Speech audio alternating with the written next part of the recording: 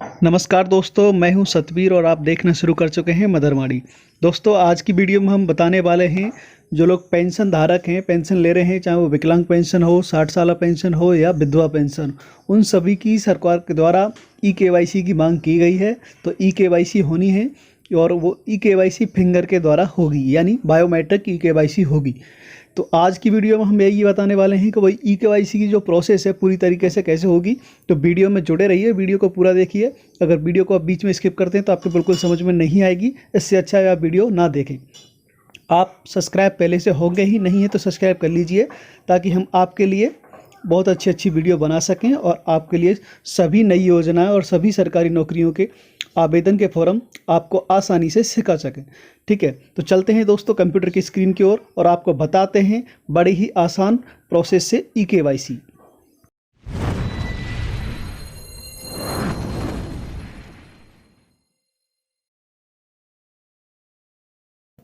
तो सबसे पहले हम वेबसाइट पर आ जाएंगे, मेन जो वेबसाइट है पेंशन की। और सबसे पहले हमें ज़रूरत पड़ेगी यहाँ रजिस्ट्रेशन नंबर की। पेंशन का जो रजिस्ट्रेशन नंबर होता है, अब पेंशन पता नहीं 1 साल पहले बंधी है, 2 साल पहले बंधी है, 3 साल पहले बंधी है, तो वो कैसे हम उस लिस्ट को निकालेंगे, कैसे व्यक्ति का रजिस्ट्रेशन नंबर निकालेंगे। तो यहाँ पर सभी ऑप्शन दिए गए हैं, वृद्धा पेंशन, निराश्रित महिला पेंशन, दिव्यांग पेंशन। ठीक है, तो आपको क्या करना है, जिसकी लिस्ट निकालनी है आपको उस पर आपको क्लिक करना होगा। मान लो वृद्धा पेंशन की लिस्ट चाहिए आपको, तो पेंशनर सूची यहाँ आपको दिखाई दे रही है स्क्रीन पर। आपको जिस भी सन की पेंशन सूची निकालनी है तो आप लेटेस्ट निकाल लीजिए। ठीक है, 21 से 22 की, इस पर आप क्लिक करेंगे। 21 से 22 वाली जो थी, क्लिक करते ही आपको यहाँ कुछ लिस्ट दिखाई देगी, लेकिन यहाँ आपको डिस्ट्रिक्ट के नाम दिखाई देंगे।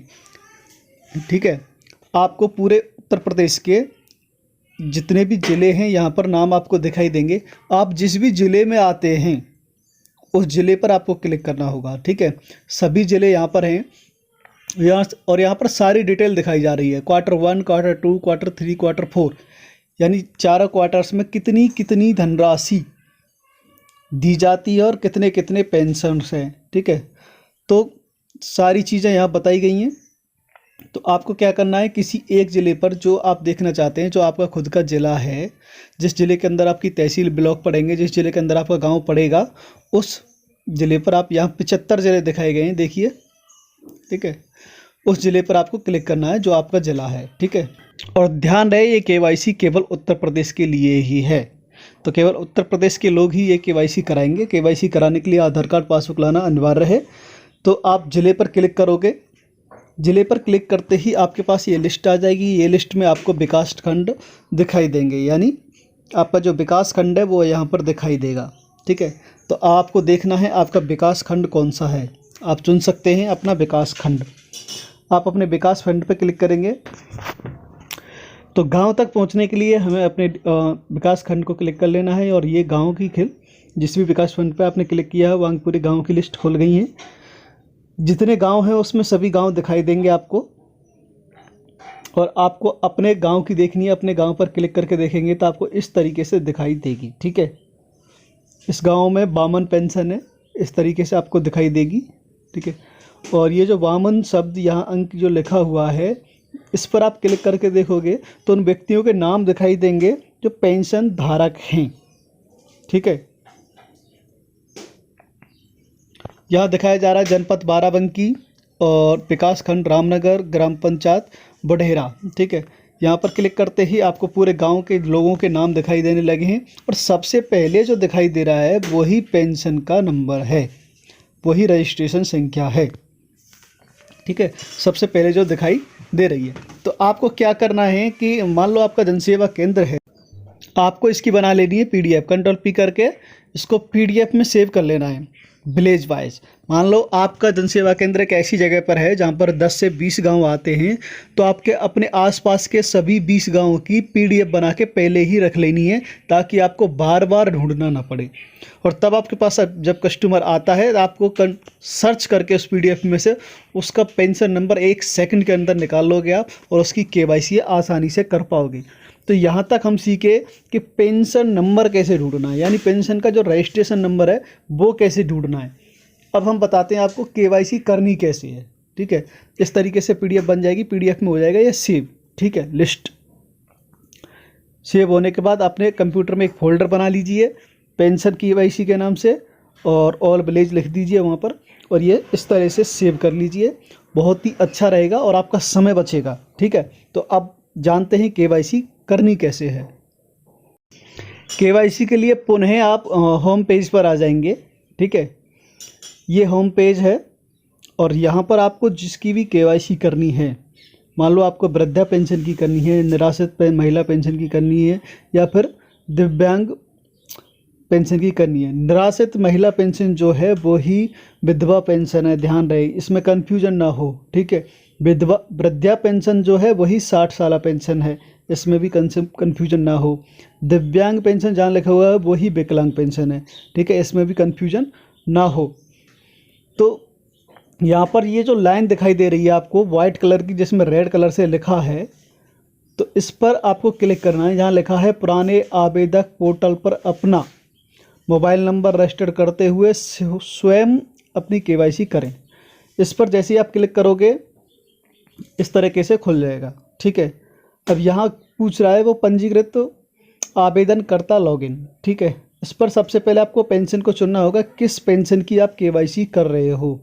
ठीक है, आप जिस भी केस की कर रहे हो, आप जिस भी केस में काम कर रहे हो वो आप चुन लेंगे। मान लो विधवा पेंशन कर रहे हो, दिव्यांग कर रहे हो, या ओल्ड एज कर रहे हो। ठीक है, उसके बाद चाहिए रजिस्ट्रेशन नंबर।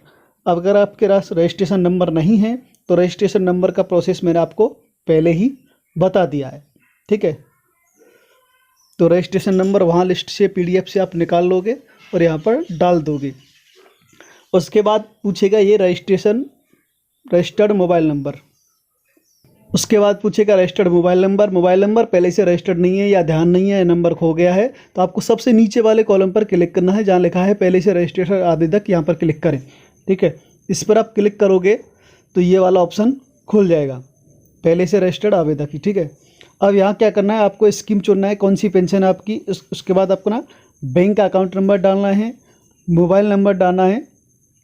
ठीक है, रजिस्ट्रेशन नंबर डालने के बाद मोबाइल नंबर डाल दिया आपने, OTP पर कर देना है सेंड। OTP आएगा, OTP फिल करना है, कैप्चा डालना है और सबमिट कर देना है। इस प्रक्रिया से आपके पेंशन में नंबर हो गया लिंक। ठीक है, अब आगे प्रोसेस करते हैं। अब यहाँ पर रजिस्ट्रेशन नंबर डालिए, मोबाइल नंबर डालिए और OTP भेजकर कैप्चा फिल करके लॉगिन कर लीजिए। लॉगिन कर लिया आपने सक्सेसफुली। लॉगिन करने के बाद इस तरीके से पेज पर आप पहुंच जाओगे। 2 टिक आपको पहले से लगे हुए मिलेंगे आवेदनकर्ता की स्थिति में। आपको नीचे वाला स्टेप क्लियर करना है, application pending for Aadhaar verification. ठीक है, इस कॉलम पर आपको क्लिक करना है, इस लाइन पर क्लिक करना है, तो यहाँ पर इस तरीके से कस्टमर की डिटेल खुल जाएंगी। ठीक है, आपको उनका आधार कार्ड नंबर यहाँ पर फिल करना है, आवेदक की सारी डिटेल आपको दिखाई देंगी, नाम A to Z चीज़ें। ठीक है, उसके बाद क्या करना है, आपको ये जो टिक दिखाई दे रहा है आधार कार्ड नंबर डाल के आप यहाँ से लिंग वगैरह सेलेक्ट कर लेंगे, मेल फीमेल जो भी है। ठीक है, ये आपने सेलेक्ट कर लिया और यहाँ पर दिखाई दे रहा है कि आधार सत्यापन प्रवाह की संख्या। आप 3 बार ही इसमें ट्राई कर सकते हैं, सिर्फ 3 बार। ठीक है, और ये सब कुछ भरने के बाद कैप्चा डाल देंगे आप और क्लिक फॉर आधार ऑथेंटिकेशन पर क्लिक करेंगे आप। आपको जो फिंगर डिवाइस है मंत्रा मोरफो, उसमें लाइट जलेगी, अंगूठा लगेगा और इस तरीके से सही का निशान आ जाएगा। यहाँ लिखा हुआ है आधार ऑथेंटिकेशन सक्सेसफुली। ठीक है, तो इसका मतलब है KYC सक्सेसफुल हो चुकी है। ठीक है, अब कस्टमर का काम हो गया ख़त्म। अब कस्टमर अगर आप उसके बदले में आपसे कुछ मांगता है कि भाई आपने KYC कर दी, इसका मुझे कुछ सबूत या प्रूफ दो, सत्य बात है ना, तो आपको क्या करना है, इसको फिर से लॉगिन कर लेना है। होम पेज पे जाके लॉगिन कर लोगे। लॉगिन करने के बाद आपको इस तरह से पेज खुलेगा जिसमें आपको तीनों कॉलम आपको ग्रीन टिक दिखाई देंगे। तो नीचे लिखा है click here for application final print. ठीक है, ये जो ग्रीन पट्टी में लिखा है इस पर आप क्लिक करके प्रिंट को फाइनल प्रिंट कर सकते हो और कस्टमर को दे सकते हो। ठीक है, और इसका जो चार्ज है वो आप अपने नज़दीकी जनसेवा केंद्रों से पता कर लेना, कितना चार्ज मार्केट में चल रहा है, वो चार्ज कस्टमर से ले सकते हैं। इस तरीके से कस्टमर का सारी चीज़ें ईमानदारी से की जा सकती हैं और हमने बड़े ही आसान शब्दों में आपको बता दिया कि आधार की केवाईसी कैसे करनी है पेंशन के अंदर। तो दोस्तों मुझे दीजिए फ़िलहाल इजाज़त, मिलता हूँ अगली वीडियो में, तब तक के लिए नमस्कार।